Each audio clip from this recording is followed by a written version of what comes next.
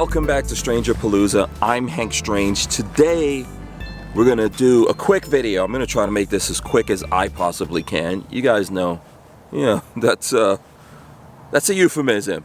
However, I want to talk to you guys about the difference between a Class B and a Class C. So a Class B van would be just like that, our van right here behind you. But how do they start out? What do they look like? We are in Middlebury, Indiana, and we have an opportunity to not only show you here at the Coachmen factory.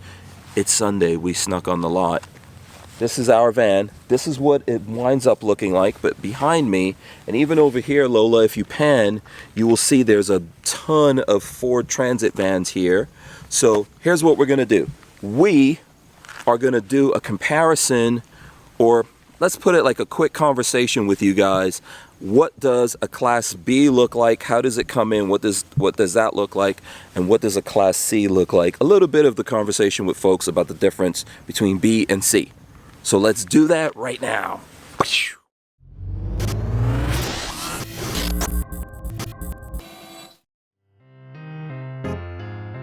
So right behind me, these are Class B's. You can see going, stretching back here. So we got 1, 2, 3, 4, 5, 6, 7, 8, 9, 10, 11, 12, you know. There's a bunch of them going down there. There's a bunch of them going this way. This is what a Class B looks like when it comes to Coachmen. This is how it comes in. We could take a quick look at this. So this is a Transit, and I'm trying to see the price. This is about, the base price of this is $51,000, $60,000 as it comes. So you're looking at $60,000 as it comes. This is, you could tell the new 2021 because it's color coded. Even the bumper is color coded to everything here. So it comes like this. It's a full shell.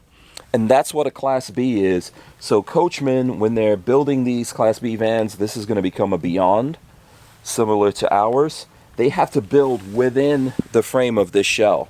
I don't think any of these are open here, so we'll leave that. But they really need to build it. And if you come in, you look in here, Lola. We've shown this before when we were doing the How It's Made video with Nick. So you just have 2 seats, and it's a shell. Everything else in there is just an empty shell. So that's the way this comes. It's more difficult to do this. One, you have to pay about 60 grand, as you see here. Then you have to work within the confines of this. So each one has to be done one at a time and built up, and that takes longer, more time, materials and things like that. So that's why these come out, you know, for, let's say with the Transit van, the average price that you can get them for out there, I think, is somewhere between $125 and $150, right, Lola? Yeah, right. So that's what you're looking like. All right, so we had to cut there because it was raining and we couldn't find actually the Ford Transit. Yep. So Nick, look at that. We actually got Nick in a video. Monday morning. Good morning. Nick's been hiding out from us. Yep. Yeah, we burnt him out last time. No, all good. You don't want to do any more. All I'm good. Just kidding. We still do videos. Yeah. So I wanted to show everyone a Class C, the difference between a Class B van that comes in a complete shell of a van, right? Yep. Like what you guys build. Yep. And that costs like about $65,000 before you guys even do anything. Correct. And then Class C's comes like this. So the same van, same Transit van. This is a all-wheel drive Ecoboost 350 HD. Comes somewhat like this, right? Correct. So you were telling me that the factory, that here, you guys add some stuff? Yes. So if on our way out of here, you can pan out, you can see some Mercedes Sprinter cutaways that just got dropped off by the freight company. They will go through our plant, and then they install some floor stiffeners, goes through our chassis shop. So some of the things that you'll see are these items in black. These are all added. Yep, these are going to be your outriggers. These are added to particular points in which Ford, Forest River, and most of the Class C RV segment, no matter what the brand, if Ford comes in and says, okay, you can do this, everybody can do this. You can see your larger fuel tank. You got your transmission in the back, your dualies in the back. You got another cross member, rear cross member, and then they actually bolt on this extension. Yeah. So this, not only could this be a C, but this can be a B plus too. Okay. Okay. Yeah. Yep. So this stripped rolling chassis is probably in the 30s or maybe less. Yep. Yeah. So huge price difference right there on materials. And then, so it comes in like this. You guys bolt on, or whoever builds these, bolts on a couple of things here to extend, to carry weight and all that. And then it's a big fiberglass like house that goes on the back of this, right? So you guys have done some videos on some other products outside of Class Bs recently, and you can see some B pluses like Leisure Travel will have a full fiberglass cage, all one piece. Even, I believe, even their back is a single piece. Yeah. Traditionally, most of the Cs, what they do is they have a laminated floor. And it starts out with whatever desired thickness of, well, first it comes with a moisture barrier, then whatever your desired thickness, each manufacturer is going to have their own, typically of Luan. Then you'll have foam, your coffee cup styrofoam foam, which is a fantastic insulator, and then another layer of wood, and then your linoleum. And then the same thing goes for your sidewall, but you will now have fiberglass, you'll have Luan, your 2 or inch and a half sidewall of foam, aluminum substructure, of course, on both, and then you'll have your Luan, your decorative Luan, where you'll see vinyl, where you don't see that in a lot of Class Bs, where you have the vinyl wrapped wood. You'll see that in a Class A, Class C, or a travel trailer. Right. So one of the biggest questions, and why I'm glad you guys are shooting this video, new people that come to this segment or the RV industry, why is a Class B smaller and more expensive? More, and yet you have more room in a Class C? Well, if we were to be looking at a Transit, the Transit would come all the way back. And what I mean, the Transit's coming all the way back. We've got a OEM stamped and welded inner substructure wall, exterior decorative wall. The same goes for the roof, and the same goes for the wall. You've got bumpers, you've got OEM floor, ceiling, sidewalls that come all the way back, OEM bumpers, OEM tail lights, OEM wire harness, OEM windows in some cases. Right. We don't use Sprinter windows, OEM, because they don't, they have no way to vent, so you couldn't get any cross breeze with a regular Sprinter. Important. Ford, we do use OEM Fords, and in the past, and then now we're using an AM Auto for a Ford that's really nice. But it's crazy the differences, and this is one of the most common questions that was asked when I first got into it. So why? Why? It doesn't make sense, because you don't. Nobody really shows what's underneath. So this is the way I see it, right? If you're getting a Class B, on the outside it's more stealth. It looks like a van. A lot of people don't know what that is. Is it a passenger van? Is it a work van? You could do some things. It looks like, if you really know what you're looking at, you realize that's an RV. But not everyone gets that. With this, definitely it's an RV. So less stealth if you're doing Class C. But with this, you get more room in there because you can do more with it. You can have like what is it, slide outs? Yes, sir. You can do all kinds of stuff. Slides. Yeah, on the van, none of that. There are some manufacturers. Airstream does a slide out. Winnebago does a slide out. I'm just very thrilled to come into a RV segment and not have a slide out, because slide outs are probably one of the, you have one unit that has 6 slides. One of those slide goes out. Failure point. And, I just don't ever see us doing a slide out. I don't want to cut into the side of the OEM body. We're really exposing ourselves to a lot there. Now, the units, the floor plans of those 2 manufacturers that I mentioned that do have those slide outs, they did a good job, and it makes sense. But I just like not having a slide out. Understood. Yep. And I think I prefer the Class B just because you could really go anywhere with that. Now you can go to a lot of places with a C, right? It's sort of within the same thing, but it's not as easy to drive either. Once you start adding all this extra weight and length and all those things onto it, it's not going to be as easy to drive. You can't. So like we took our van, I think yesterday or the day before that, we went to what town did we go into? Goshen. We went into Goshen. We went to an Indian restaurant there. Regular parking slot we had to go into. Easy enough. Something like this, not so easy. No. Now, let's say if these manufacturers, if you would just build one of these and not paint it and not put graphics on it, it would look like a non-Amazon blue delivery truck. But they go and dress it up with all the graphics and whatnot. If you just kept this blank, you might be able to pass for Nick's Garage service or something like that. But maybe the industry just doesn't do that, and that's where the B van. And it's crazy. I cannot believe people spend the night in Cracker Barrels, but that's a really cool we do feature. it all the time. It's nothing here nor there, but it's a really nice feature that we were just coming out of my office. Lola was asking me, what's the big difference? Why don't you have a Class B? Well, someday we'll get one, but my wife never wanted a Class A or a big Class C because you guys can grab a backpack, grab some food, and go. We could pull into a neighborhood, and people really wouldn't be like, "Whoa, what's going on here?" Yeah, you don't have to call ahead for a campground necessarily. You know how many 30 to 42 foot spots are available today across the U.S. for a big motorhome? Not a lot. Slim pickings, and then you're gonna have to spend 2 or 3 weeks to find that spot. Yeah, and just the tear down and the setup. Hey guys, I just wanted to take a quick break here to show you all these t-shirts that we're selling, and here, I'll go to Lola's right here. All right. Lola, you be the supermodel for this. I'll try my best. So let's see if folks know what that says. Vanosaur, that's what it is, Vanosaur. Like connoisseur. There you go. For anyone who's wondering, these are, if you want to support us, this is a great way to support us. We have these Vanosaur t-shirts, and you can actually buy them right here on the YouTube channel. Right. There's like a little thing going there. What is that? It's the scroll on the bottom of each video, as well as if you go to the home page, there's a merch tab or merch store that you can click on. Yep.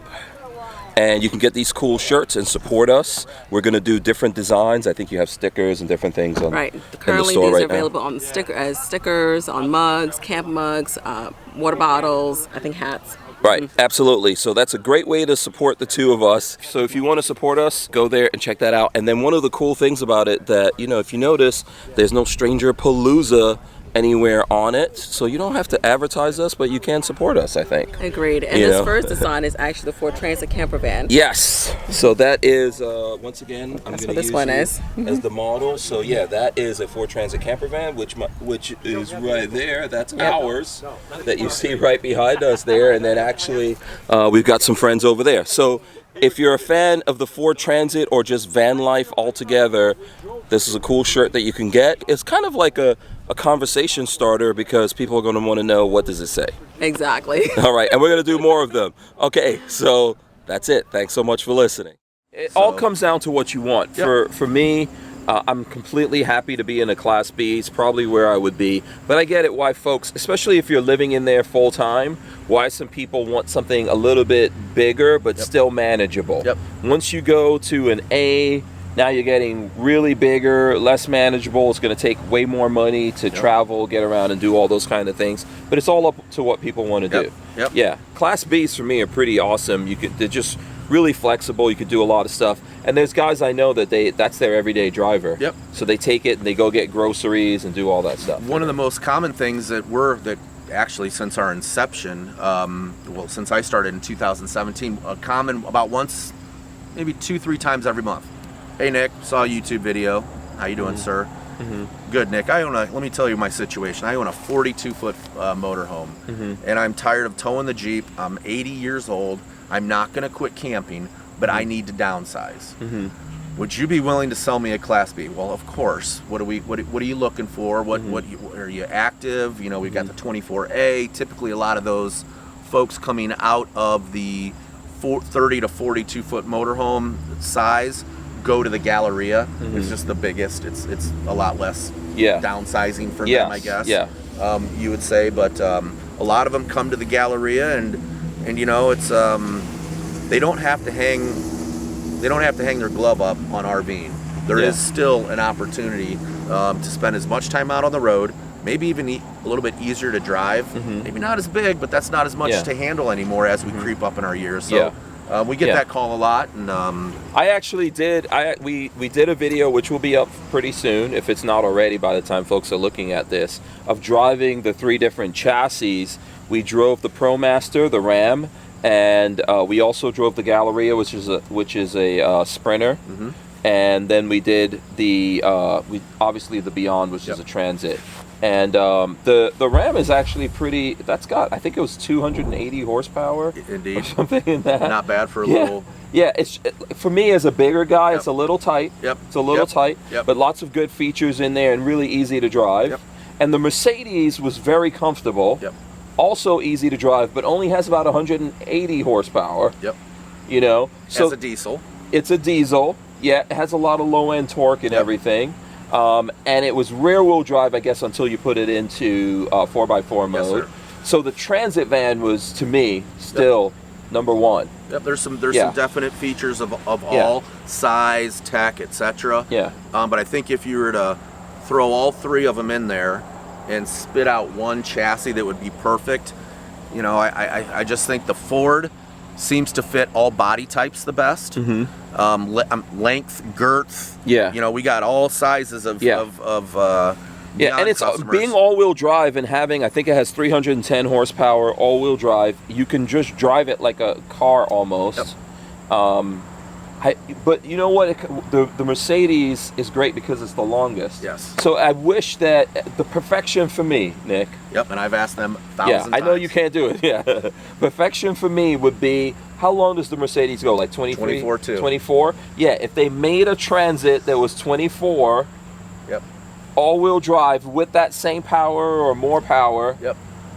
That would be so awesome because the thing for me is it's a lot. I'm not going to say more fun, but we're able to put a heck of a lot more in a 24 two coach than a 22. Yeah, if you want to go 4 people, let's say, and you know, have everyone seated up front, but then still have enough room to get everything in there. We get a ton of people going, you know, can we get 4 seats and a rear couch on a Ford Transit chassis? Yeah. I'm sorry. Every year we have a Ford meeting, and my boss is in there, and my boss is very cut and dry, very successful businessman, and I'm the newest GM to deal with Ford, and you know, they'll go with Class C. This gentleman, he's been doing business with Ford for ages. Hey, Mike, how's everything going? Ford's doing good. We got this, and this. Then they go to the Class A guy, and those are the big straight rails you see over here. Yeah, these are the rolling. The idea is the straight rail Ford. Yeah. They go to him.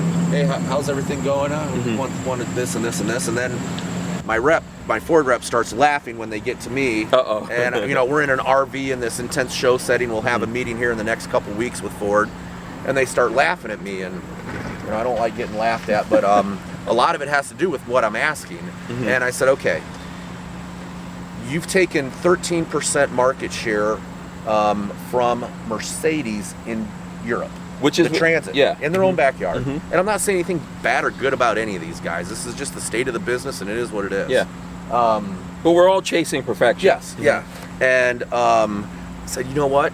If you just make me a 20, I don't even need the 2 inches, 24-foot Transit, and then head Transit, and I want my vans, so I'm making this as jovial and to laugh at as possible. Ford, I want my vans. You don't vans. want all of a sudden no Ford Transits are showing up. I just said, you know, if we have a successful product, let's say it's the best pop-up camper that averages about $5,000 to $7,000, and we struck a chord, and we were building them out a little plant like our plant, but then we realized, man, we need 5 more lines of this to supply the masses.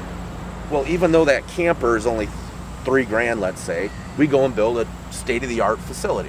So I said, Ford, why don't you just make, you know, well, we got to retool, and Nick, it'll be billions of dollars. But the van and they're it's already there. Yeah, but it does take about $5 billion to develop a new car. Yeah, and they are right, and I might think that this how we do things is the proper way. And I've asked, and I think I'll just stop asking and we'll perfect the Transit. Or maybe Mercedes can come up to all-wheel drive, add a little bit more power with that same length, and then Mercedes can kick their butts. Yeah, we'll see. Right? Maybe if Mercedes was all-wheel drive, or even the ProMaster, even the Ram, if that was all-wheel drive. But it depends on who it is.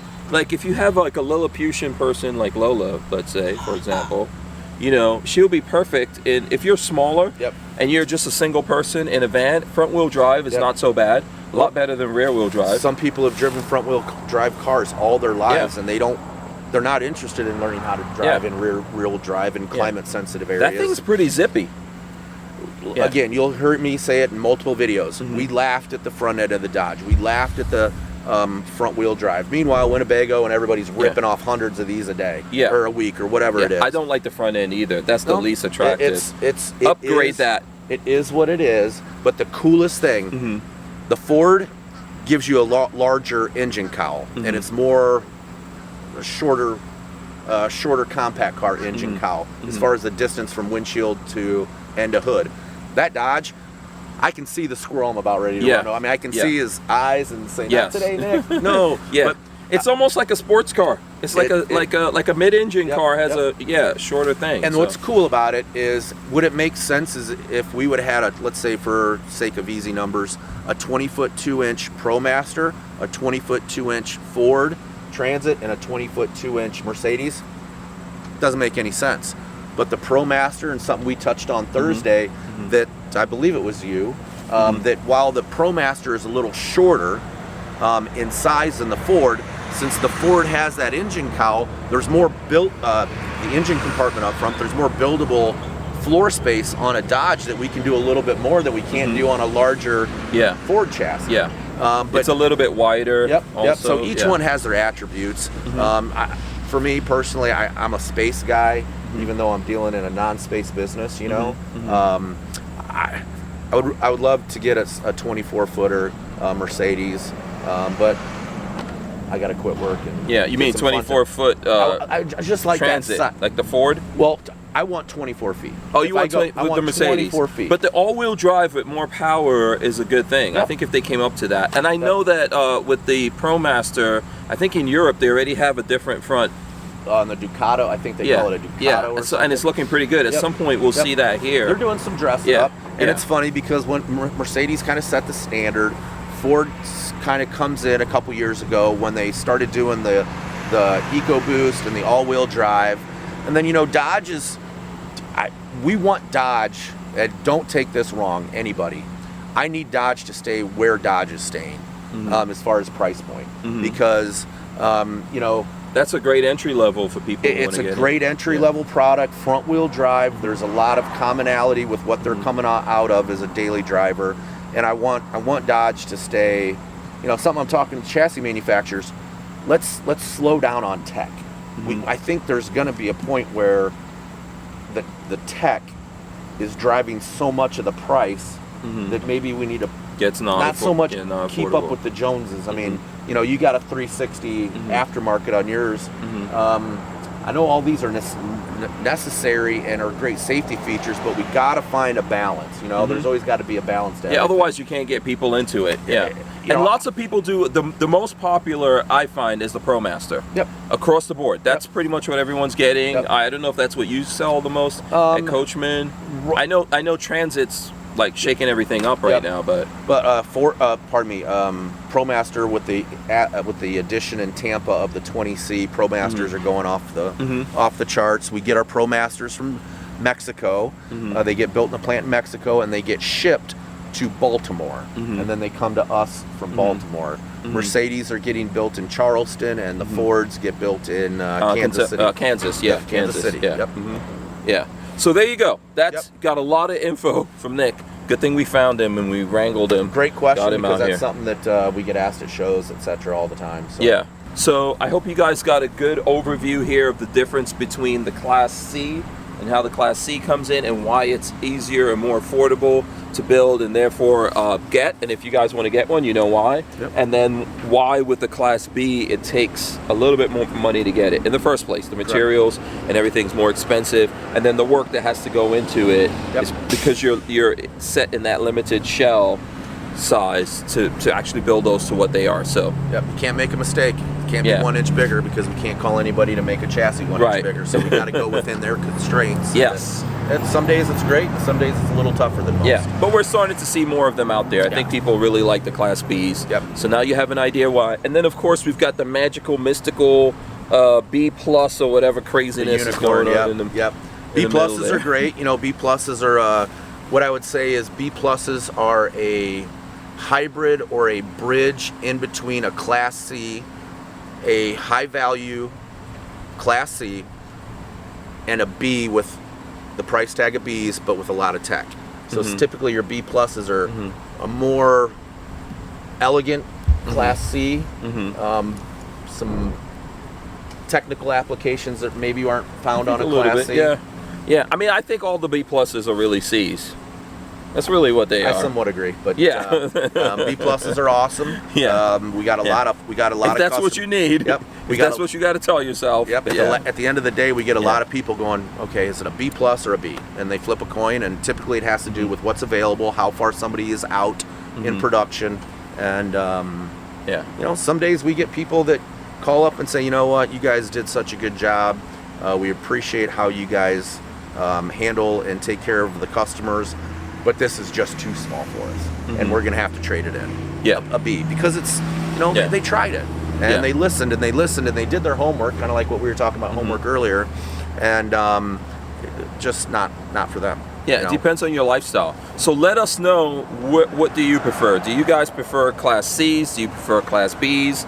Do you like B plus? Do you not like it? Let us know all of that stuff. Leave it here in the comments. Don't forget to subscribe here to the channel.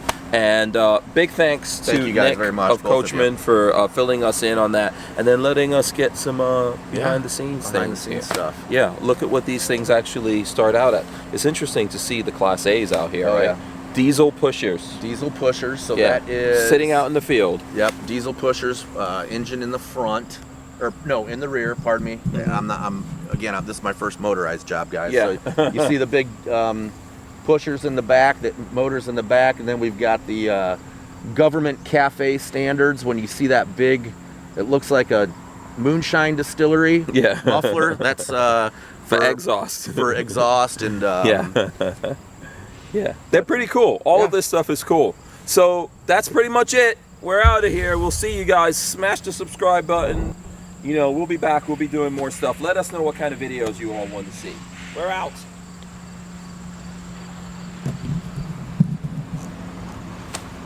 That's good.